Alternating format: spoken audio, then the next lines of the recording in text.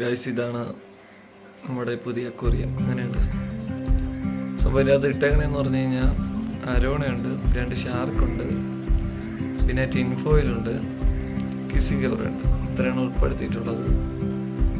പിന്നെ ഫിൽറ്റർ, ഒരു മോട്ടർ വെച്ചുള്ള മണ്ടയിൽ ഫിൽറ്റർ സെറ്റ് ചെയ്തിട്ടുണ്ട്.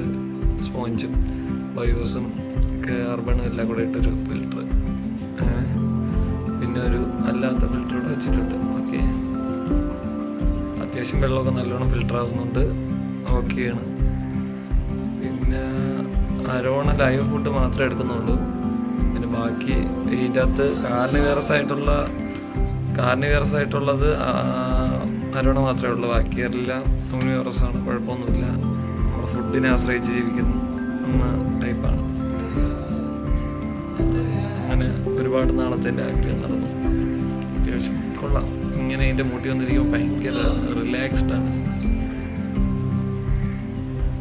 ഇതേപോലെ അക്വേറിയം ചെയ്യാൻ വലിയ പാടൊന്നുമില്ല, ഭയങ്കര എളുപ്പമൊന്നും അല്ല, എങ്കിലും ഓക്കെയാണ്. ഞാൻ ഇവിടെ ഈ സൈഡിൽ ഉദ്ദേശിച്ചതെന്ന് പറഞ്ഞു കഴിഞ്ഞാൽ സിറ്റ് ഔട്ടിൻ്റെ ഒരു ഭാഗമാണ്. അപ്പോഴത്തേക്ക് സൈഡാണ്. അപ്പോഴത്തേക്ക് ഇവിടെ ആദ്യം ഞാൻ മറ്റേ ആങ്കർ ബോൾട്ടൊക്കെ വെച്ച് വെൽഡിങ് ചെയ്ത് ഒരു ഫ്രെയിം സെറ്റ് ചെയ്ത് അതിനുശേഷമാണ് അതിനനുസരിച്ചുള്ള ഒരു 12 mm ഗ്ലാസ്സിൽ ഹൈറ്റ് ഉള്ളത് കൊണ്ട് 12 mm ഗ്ലാസ്സിൽ 4 അടി കൂടുതലുണ്ട്. 1 മീറ്റർ 27-30 സെൻറ്റിമീറ്ററാണ് നീളം, വീതി 40 സെൻറ്റിമീറ്റർ, ഹൈറ്റ് 65 സെൻറ്റിമീറ്ററാണ് ഇതിൻ്റെ അകത്ത് വരുന്നത്.